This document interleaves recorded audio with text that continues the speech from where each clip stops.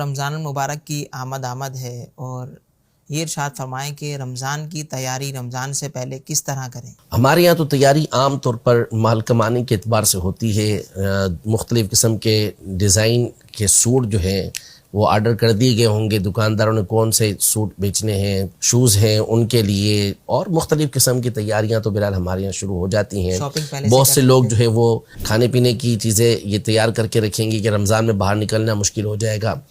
پھل فروٹ والے اور دیگر یہ سبھی تیاریاں کر رہے ہوتے ہیں، لیکن سب دنیاوی اعتبار سے تیاری کر رہے ہوتے ہیں۔ عام طور پر دین کے اعتبار سے تیاری، اللہ کرے کہ وہ ماحول ہمارے اندر آ جائے، وہ دین ہمارے اندر آ جائیں کہ اب یہ سوچ بن جائے کہ رمضان المبارک آ رہا ہے تو میں اس کے لیے اپنے آپ کو پریپیئر کروں، میں اس کے لیے اپنے آپ کو تیار کروں۔ یہ بہت بڑی بات ہوتی ہے۔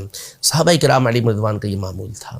شعبان المعظم کے اندر سارے کام نپٹا لیا کرتے تھے، قرآن مجید فرقان حمید کی تلاوت کو بڑھا دیا کرتے تھے، قرض ادا کر دیتے تھے، جس سے لینا لے لیتے تھے، اور پھر رمضان کے اندر عبادت کیا کرتے تھے۔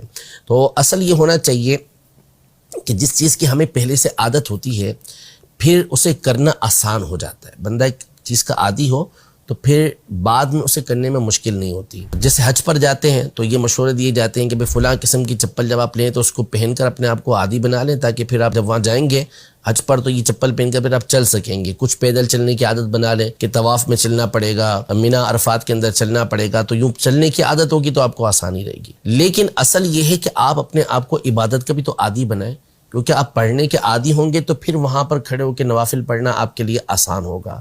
قرآن پڑھنے کے عادی ہوں گے تو پھر آپ قرآن پڑھ سکیں گے۔ درود پاک پڑھنے کے عادی ہوں گے تو زیادہ سے زیادہ درود پاک پڑھ سکیں گے۔ لیکن ان چیزوں کی عادت ہی نہیں ہوگی، اچانک جا کے شروع کریں گے تو پھر آپ کو تھوڑی مشکل پیش آئے گی۔ تو اسی طرح رمضان مبارک کے آنے سے پہلے اپنا ایک آپ ذہن بنا لیں کہ میں نے رمضان کے اندر یہ عبادتیں لازمی کرنی ہے، اور اس کے لیے پہلے سے آپ تیاری کرنا شروع کر دیں۔ قرآن مجید فرقان حمید کی ابھی سے تلاوت کرنا شروع کر دیں۔ درود پاک کی تعداد مقرر کر لیں، جیسے 700 مرتبہ درود پاک پڑھنا شعبان میں، اس کی فضیلت بھی آئی ہے تو اس کو پڑھنا شروع کر دیں۔